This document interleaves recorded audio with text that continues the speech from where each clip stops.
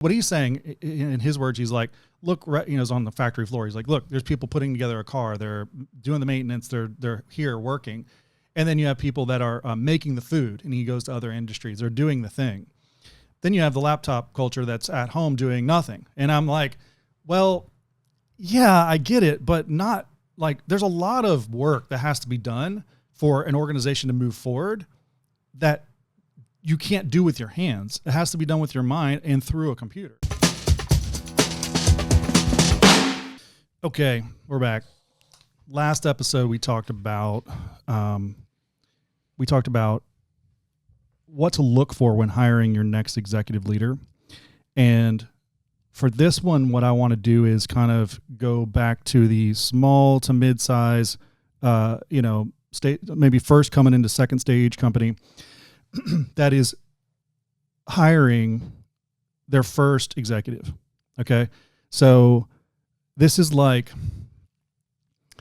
this could be any department. It depends on the type of company you're running and how you're growing in your path to where you're going. So your first executive could be a sales VP, because you need that engine to be pumping. That'd probably be most likely, right? Yeah, and But I think also it could be if you are if you have some salespeople and it's working, then maybe your first executive could be operations, or depending on your company or your industry, it could be finance, but probably not finance.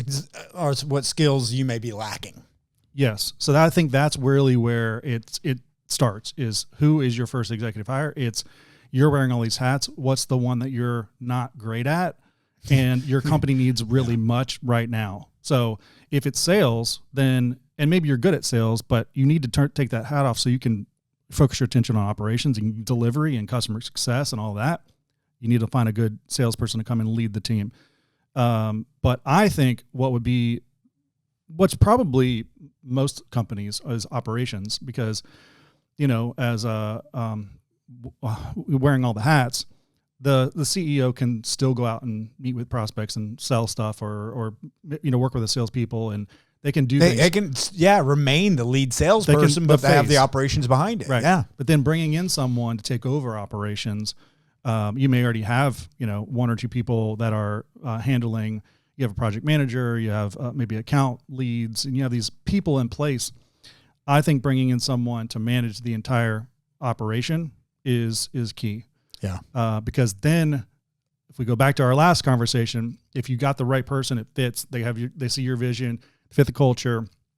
They're hungry. They have the expertise. They're ready to level up and level the company up.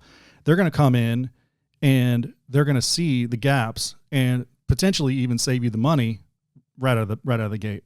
Potentially, they're going to come in and say, hey, we could do this a little differently and immediately have impact on margin, gross margin or total profit, net profit. Yeah. I mean, it could be they're just way better at cash flow analysis. Okay. Your sales, you're not getting paid 90 days out. We need to get this 30 days out so we can grow quicker here. Or work with vendors, right? Mm-hmm. So if you have inventory, you have like with the cash flow. I mean, that I think the operations is very key. So I'm not saying like your first executive hire should be an operations person, but I think broadly, that you need to look at. Broadly speaking, I think you need to look at that first, if it needs Yeah. the executive oversight, right? And to keep, that, because if you truly want your company to grow and to have value outside of yourself and to be able to sell it, the only way to do that is to have impeccable records. Yes. And so you start from the beginning with good, logical records, shows in and out, and have that operations focused person. So, as long as it's clear, you can get your data quickly. That is very important. Yes. You can't run your business if you don't know what is going on. Yep. And, sometimes you can't, what's in your bank account could be misleading. Yes. You could have, flush with money, but didn't realize, but that's going to go down because that money came in and you've got 90 days of work you have to perform in order to earn that money. So I mean, there's some things. Are you're accounting? Have you grown to the level that you need to be on the accrual basis of accounting? That's something, pretty amazing when you get to that level. So yeah, it's a big thing, and I think whoever you bring in, they need to be a team leader, know how to come in, potentially reform the team for the best interest of the department and the company. Kind of like going to what you're saying, looking at analysis of their department, and then build a team. Yeah. You want them to be able to set it up where it's all detailed out so that you can come in, and if they leave the next day, it's already there for your team to do it. Yes. It's like its own business inside the business. Yes. It's like you're hiring a CEO of that department. And I think in my mind, the biggest thing is can they build and lead a team? And you want somebody who, and I'm going back to the hungry thing, like you want someone who is shown in their previous experiences that they have done it in part, but they want it more. They want the full responsibility to own building and leading more than they've been able to just get a taste of it. And I think that's a really good executive. Yeah. Now, we're in Central Florida, which now there's more young executives here than ever before. Because when I grew up, I didn't realize it, but the majority of the population was elderly. Yes. And so that's less and less and shifting here in Florida. Yeah. But now what about remote? Remote employees. Yeah. What about the executives? How do you feel about that? Well, so it's funny you bring it up because I was just watching this clip online the other day about Elon Musk. And he was in an interview with somebody and they were talking about, and this was a legitimate reporter. It's not like they're just asking some, off the wall question, but they're talking about work from home and work at the office culture. And he got fiery. Really? Yeah. He got really heated. He is passionate about work from home culture. He doesn't like it at all. He does not want anybody working from home. And his whole, and I really wanted to ask your perspective on this. Like his sort of philosophy was that he thinks that the laptop culture, he called it something, but it's like laptop people that don't do any work. Right. Like I thought it was so interesting. They don't look at what people are doing in Starbucks. I get it. Go in Starbucks and look at what they're doing on there. Yeah, I get it. They're not working. But it's kind of something that I would be interested in sort of pulling apart because what he's saying in his words, he's like, look, is on the factory floor. He's like, look, there's people putting together a car. They're doing the maintenance. They're here working. And then you have people that are making the food, and he goes to other industries. They're doing the thing. Then you have the laptop culture that's at home doing nothing. And I'm like, well, yeah, I get it, but not there's a lot of work that has to be done for an organization to move forward that you can't do with your hands. It has to be done with your mind and through a computer. So whether you do that at an office or at home, it doesn't really matter, right? Yeah. So I think that he's saying it very absolutely, which I don't think it's there's no absolute on anything. Yeah. And I think it depends on how well, when I think of say, for us, operations in a bank. So operations is going to handle the day-to-day on inquiries from customers' accounts, postings, files. Every day there's hundreds of thousands of transactions that come and go on people's accounts. And there can be questions, returns, fraud, this kind of stuff. Yeah.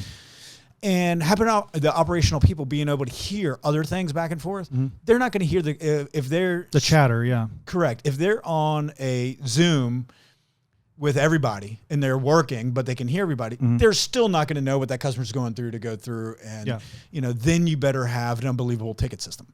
But I don't know a ticket system that is as good as you heard. Somebody over there dealing with a problem. You're like, wait, I got the answer to that one. Yeah. That stuff does not evolve and work when you're having all remote employees. Yeah. Now, I think a ton of contract work, tons of projects and things like that. Yeah, remote is going to be the best way because those are the experts. They don't need the physical. Yeah. And so projects, I love remote. But so a lot of things day-to-day operations that technically everybody could do at their home. Yeah. I don't think you get nearly the output that you do inside. Yeah. And I think people, and I do to myself, I think people lie to themselves about the productivity in their home because of what they want. And it's a balance. Yes. I think there's a cognizant balance to what people are doing. There's for sure a tranche of people who are not doing anything. I mean, just straight up not doing anything. Yeah. And then you have, people that are doing way too much of the wrong thing.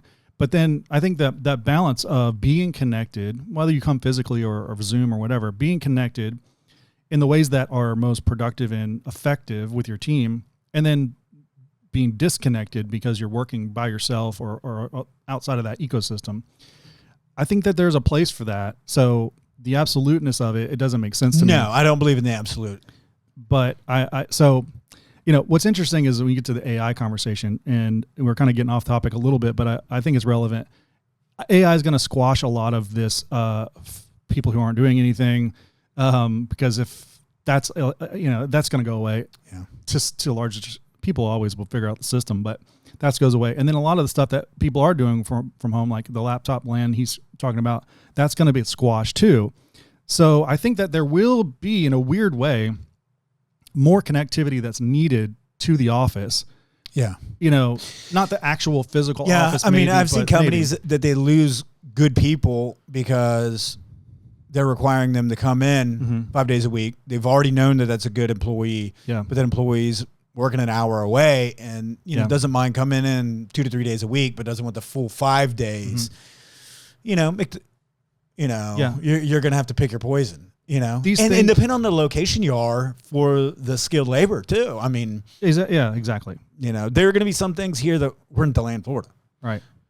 So there are going to be probably some specialties here coming up that there's not somebody that lives within a 45-minute radius or, So what are you going to do? You're going to get somebody that's not skilled, but they live near you. They're going to be close. Or you're going to hire someone remote that is skilled. I mean, look at, companies like Nike or Apple, where their actual manufacturing is in countries, with the sweat labor and all that. Yeah. Or do they need to be near that work?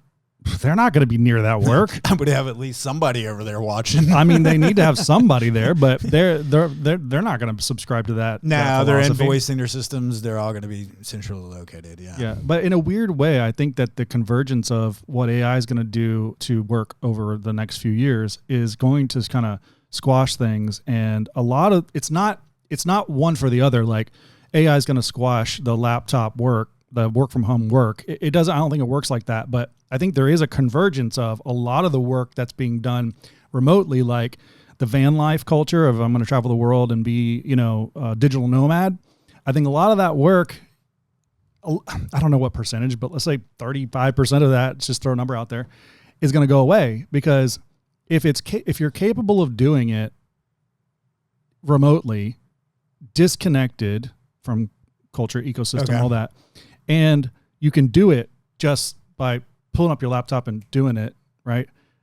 I have to think a lot of that's going to go away. Yeah, I would have to agree. You know what I mean? A lot of it's not a one for one, but it's not going to take, I don't know. Again, it's not one for one, because there's a lot of talented, very smart people who know specific things that are needed in specific ways that can open their laptop and solve a problem that's really high impact. But you're right. It could reduce the potential amount of people that are able to work remotely. In that way, it may reduce there. So I as things go in the pendulum in history, it's like I kind of see this, like I call it van life culture, the digital nomads. Yeah. I see this as a wave, and that wave is cresting right now, and I think it's going to kind of settle out. I'm different. Like, I don't want 100% van life culture, but a month out of the year to work remote, great. Yeah, yeah. Well, so what about we do to find that balance? And there's the balance, because you're not the laptop land like he's talking about. You are primarily centered in the center of your ecosystem that you're creating and running, and then for a period of time in the year, you are less connected. Yes, that's just taking a vacation. I mean, yes and no. And then sometimes it gets in a way of, okay, wait a second. I'm seeing other industries. This is how I parlay. This is how I learn this. I can add this product. I see that it's selling over here. And so it is good to get outside of your ecosystem. But, I think mostly you need to be in it more often than But I have to say, Elon lives, he is true to his philosophy, because now that I think about it, have you seen that that map where someone mapped all of his private jet? Have you seen that? Yeah. Where it shows from day one of the year, he flies from like, New Year's Day is like he's in Buenos Aires or something, and he flies to LA, and then day 2, and they just start, it's like a time lapse, and it's planes going all over the US primarily, but all over the world. He's flying all over the world, and back and forth from LA to Cape Canaveral or wherever. Yeah. SpaceX, Texas, and back and forth, So, I mean, he's living that out. He knows he still has to physically he's like, I'm gonna be there, and put my hands on it. And he's kind of going back to our last conversation. He's a first principles guy. He's okay. I mean, as an actual engineer, I'm going to get in there and I'm going to open the laptop. I'm going to get into the code, and I'm actually going to look at I'm going to put my hands on the machine that we're building, and we're going to dissect it. And this person that's working on that, probably a higher paid specialty type of engineer is building that thing, but I'm going to get in there and say, I'm going to talk your language. Well, yeah. And then he just asks questions. Well, why would we use that polymer? Yeah, exactly. And then that leads to, I don't know, we've always used it. Yeah. Okay. Are there other polymers that work? Oh, yeah. Well, let's see. That's it. Yes. I think that's a huge amount of it, because when he was on SpaceX, it's like, well, where's the big cost? Yeah. Oh, well, the fuselage, we don't get to redo it. Yeah. Well, what if we could reuse it? Yeah, that would cut costs. Well, how can you reuse it? I don't know. Yeah. That was it. If you don't get in there and pull it apart at its most granular level, you're not going to have the insight to ask the question to make a rapid or make a huge change that's, parting over time, which is exactly what you're talking about. Like, how do we reuse this? Correct. Well, and saved yourself billions of dollars. We've got a project going on now that's taken a lot of employees' resource and vendors and everything. It's great. So we're going through it. And earlier on Monday, as I was looking at the thread and reading the thread, I'm like, man, this sounds dire. And so my first reaction, oh my goodness, right? When I sat on, I'm like, is it really thinking that? And realize it was dire to that individual because they didn't get out of their box. Yeah. It was not dire at all. No. It was like, oh no, I got to work around it. And so it's kind of like, okay, but and that was it. Getting into, wait a second, what are you talking about? Oh, you're talking about that legacy. Okay. Should we all be running around with our hair on fire? No. So because it didn't get into your form exactly the layout that you wanted of this, but we still have use of it. Yeah. Yeah, that's not a showstopper. Yep. And then getting back to the original question of the who's your first executive hire, that needs to be a person who's not going to run around with their hair on fire. Yeah. And if you as a CEO are a person who runs around with their hair on fire, first of all, you got to get yourself in check, because you're going to create a culture of people that have all their hair is always on fire. Mm-hmm. And if you're not, great. Now hire other people who don't. Which is great, because I was thinking CFO, I'm like, I don't know why I ever seen so dire. I was thinking, and so we were wrangling our head like, okay, like, what are you missing? Yeah, like, why do they think it's so dire? And, is it? Do I need to react? Do I need to get in there and throw what weight I have? Mm-hmm. And then we're about, okay, it wasn't. But that was, and a lot of times, and we were all steady, like, a lot of times, if you can stay out of it, maybe you're observing it, but to an ideal level, you don't even know it's happening because the executive you hired is handling it. If you can stay out of it, then you let them handle it. It's like the CEO of their own little business, right? Yeah. And they handle it, and then they report it to you at the board meeting or at the executive meeting, and you're like, oh, great, thanks for handling that. And it allows you to stay in the world that you're in, which is in front of the company. What's the thing? Somebody that newly promoted to a VP role, they told me after they handled it. Okay, this person's out, handled it, moved around. Yep. And I'm like, great. Tell me the locations where they're at in case operations later on needs to know where to locate them for in a day, and that's it. Yeah, I didn't need to know. You handled it. Makes your day. It's like, thank you for handling that and not involving me. Correct. Yeah, and if it would have blown up, I mean, that's something we've talked about too, is if they would have failed, are they okay with failing themselves? Are they okay with failing leadership? The CEO, are they okay with failing and bringing that failure to the CEO or the team and saying, hey, we tried to handle this and it went sideways, and it's on me, So first of all, are they okay with that? And are they going to own it? Yeah. Because if they're not okay with it, that's not going to work. If they're not going to own it, probably even worse. Yeah, so we don't want the leader of the Secret Service. We're not going to hire her. I'm going to come here. I'm going to give you zero answers on what's going on. Yeah. I don't want to resign. I want to resign later. Yeah. Yeah, thank you. Yeah, that right there, people just watch a little bit of that. That is the personality, and those are the transactions. Never hire anybody like that for a management role. Yes. That person is not fit to lead anyone. It's funny because, and I think this goes right in line with other. But they think they are. That's the thing. They're delusional. I subscribe in most part, and this is a whole other conversation, but in most part to the Jocko Willink extreme ownership. Yes. And so I have that in my mind when I listen to leaders speak about problems that have happened. It's just there. It's baked in. But then also when you say, "Oh, the buck stops with me," okay, just saying it doesn't mean it happened. That's true. So what did you do during those outlines? Yeah. So you weren't involved in anything critical at all to that point. You had no involvement. You didn't let this. Oh, now you're going to fix it? No, you're just gone. Yeah. Yeah. But to your point about the Secret Service lady, she gets up there and just was like totally ready and blatantly said, like basically nothing's going to happen. She gave nothing. Here's how I'm going to fix it. Here's how I'm going to do this. Like, nothing. Do you hear yourself talk? That's probably not the best thing to, I mean, at that point, like just lie, like at least say you're going to do something about it. No, but it was just gross incompetence. But that is, nobody's having that. That person, I think, actually thought she was doing a good job. Yeah, and that's the problem. That is the problem. Yeah. And it's just delusion. And I saw that, Surety's nearly 100 years old. Mm-hmm. So when I became CEO, I had some employees that were wonderful, sweet people. Yeah. And they were in a role that they thought they were doing a great job. Yeah. They were not. They had no reason to be in that position, but they wanted it.